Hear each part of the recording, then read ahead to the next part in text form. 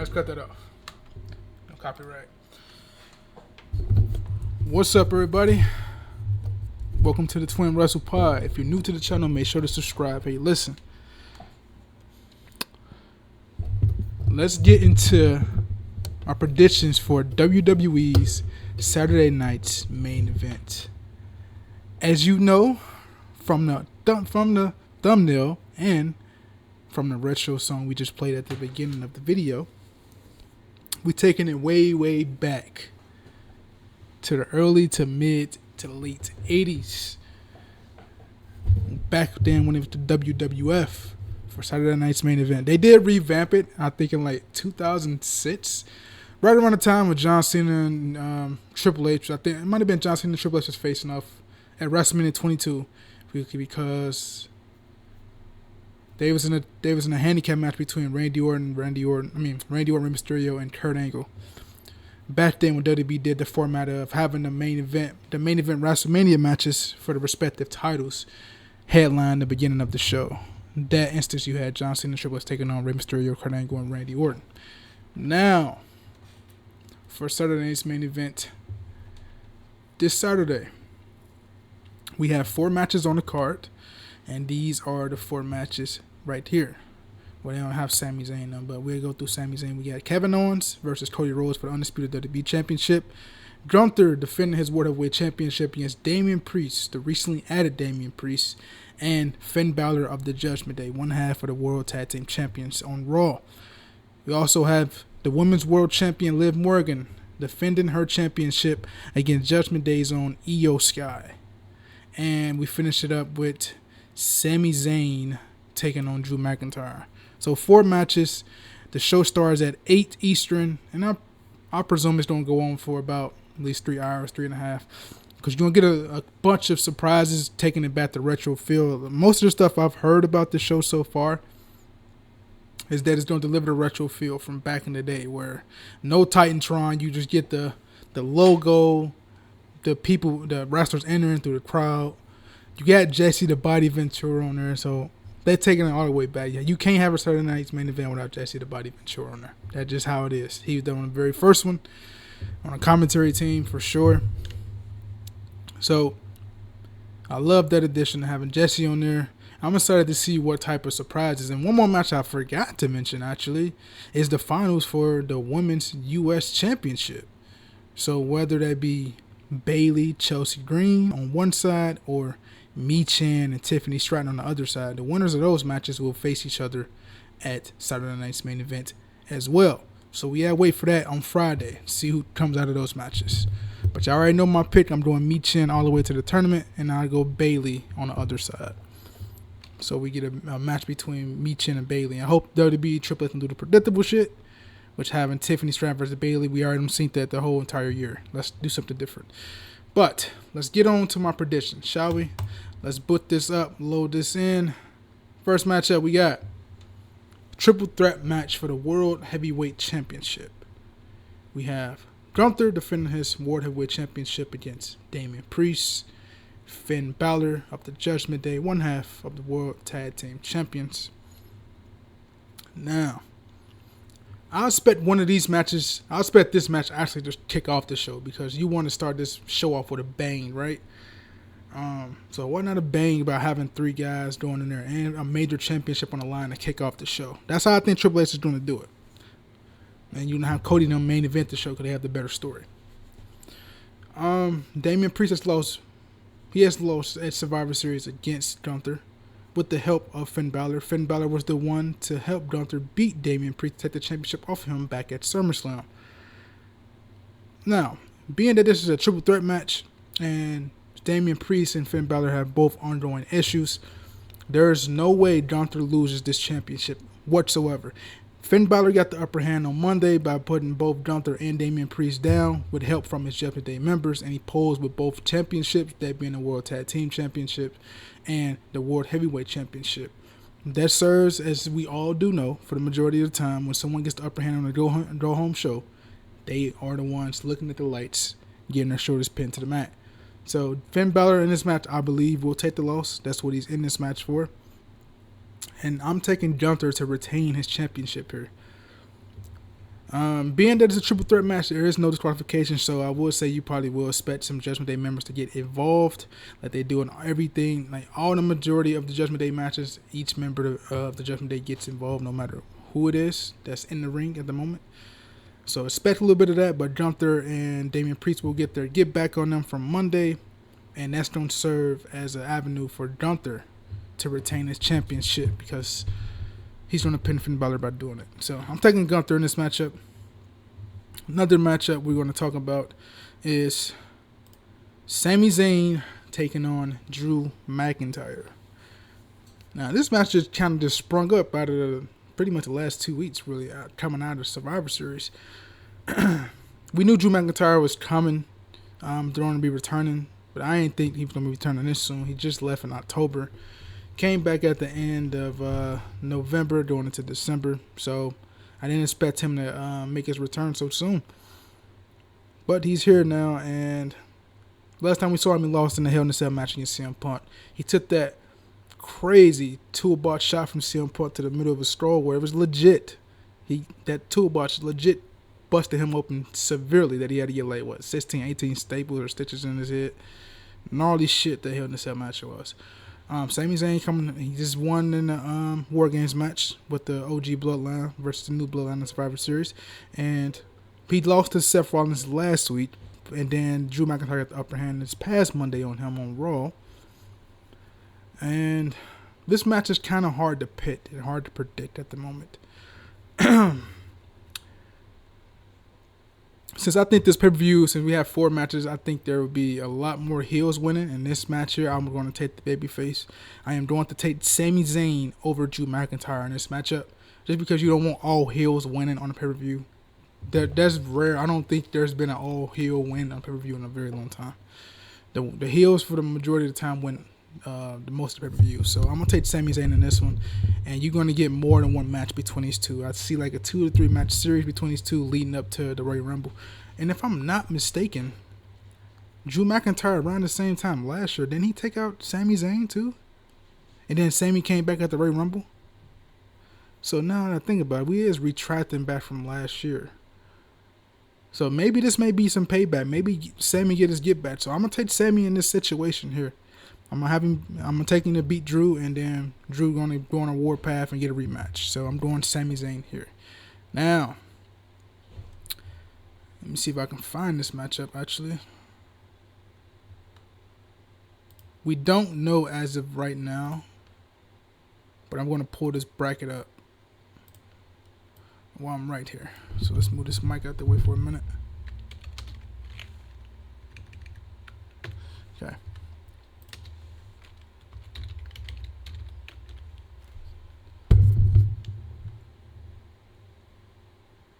And Google has no update. That's some shit. Okay, let me see if I can find it, brother. Man, I don't really have no update. Okay, here we go. Yeah, this website don't even have an update.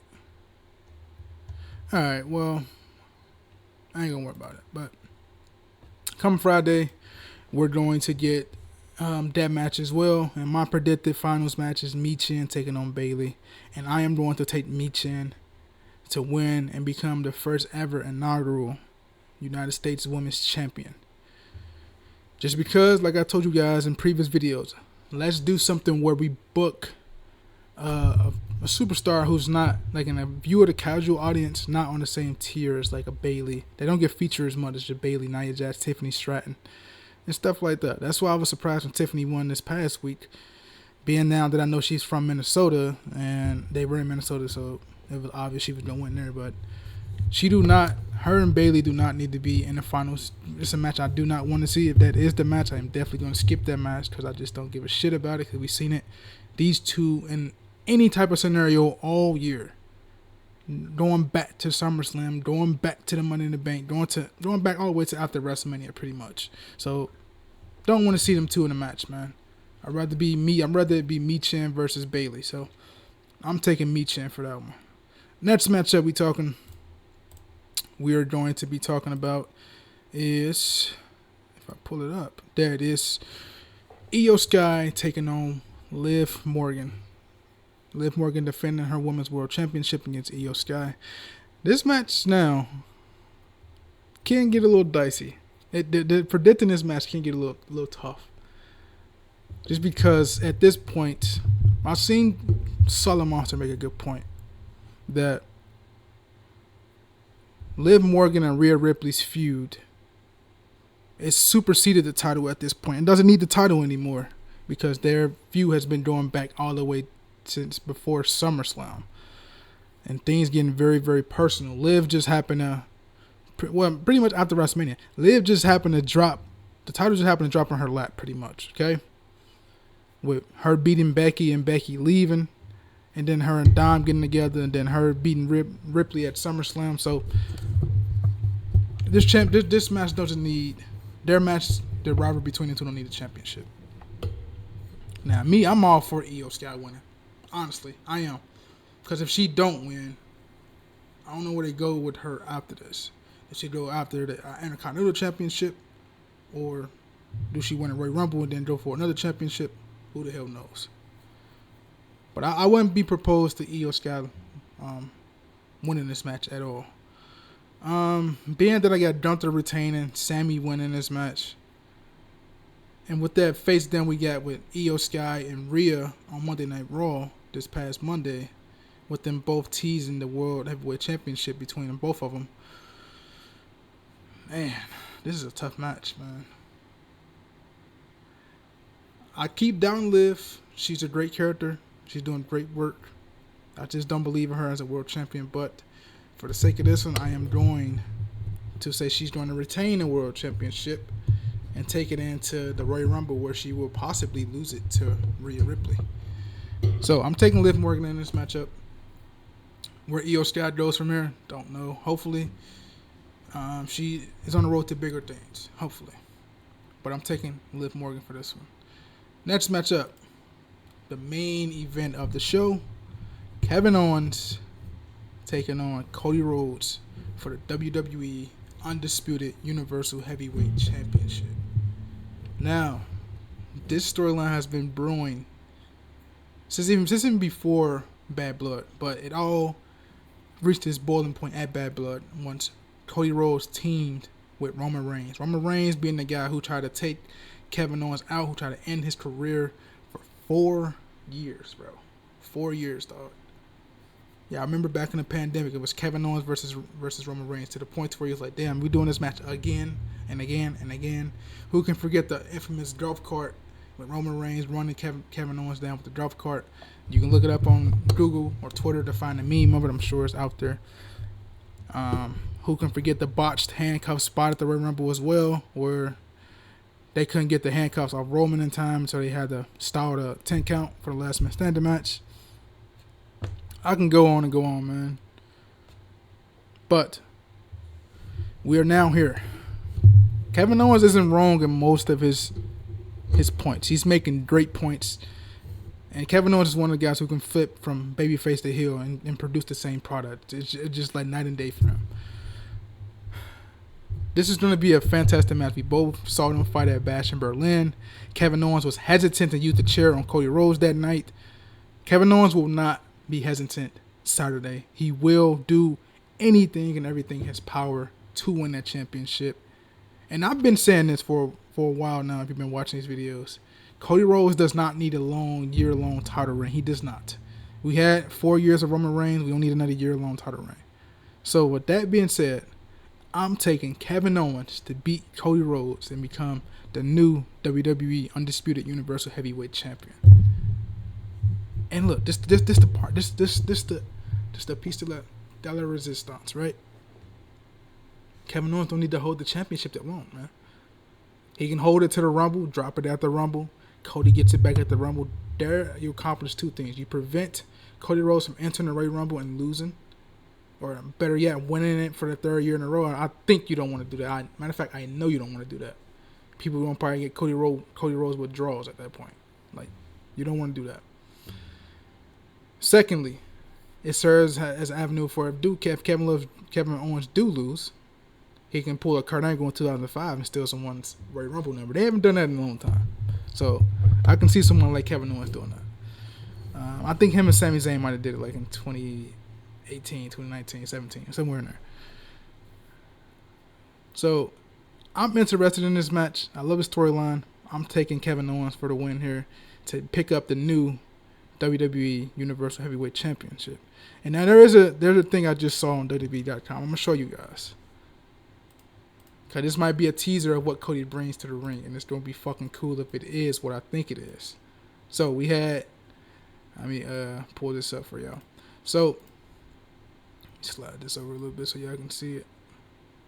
So we had Triple H and Cody Rhodes backstage. Well, not backstage, but like in a segment somewhere in the back. Triple H is presenting Cody Rhodes with this case as we see here. And Cody opens the case.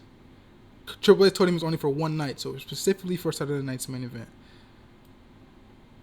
And Cody Rhodes goes to open the case. Something Joe is in a case. Okay? Now, what has Cody Rhodes been talking about ever since he came back to WWE? He's been talking about one thing. This is what I think it is, okay? He's been talking about one thing specifically, one particular championship, and that is one of the greatest championships WWE has ever made that they should re-debut and bring out of its dust the cobwebs off, man. That's the best championship they ever made, and that is the Winged Eagle WWE Championship, held by Stone Cold, held by Bret Hart, held by Shawn Michaels, Hulk Hogan, you name it, okay? The pantheon of legends in wrestling in WWE. One of the most beautiful championships in the world. That's what I think is in this case. Man, it may be something different, like a piece of clothing or something, like a robe or something. But the length of this case, man, got me thinking it's some sort of belt, man. So hopefully Cody comes out there with the Winged Eagle Championship. That'd be fucking dope if he do. But man, that's my predictions for Saturday night's main event. I cannot wait for the show. Honestly, I can't wait for the retro feel of the show. That's the theme song that I just played at the beginning. I can't wait for that. Jesse Ventura going to be the guest announcer. Like, bro, this is about to be crazy. They in Long Island, New York, so they going to tell you what the fuck is on their mind and how they feel. This show is going to be awesome. So, I cannot wait for it, man. Let me know what you guys are excited for in the comments down below, man. I will see you guys in the next video, bro. And y'all take care, bro. Peace out.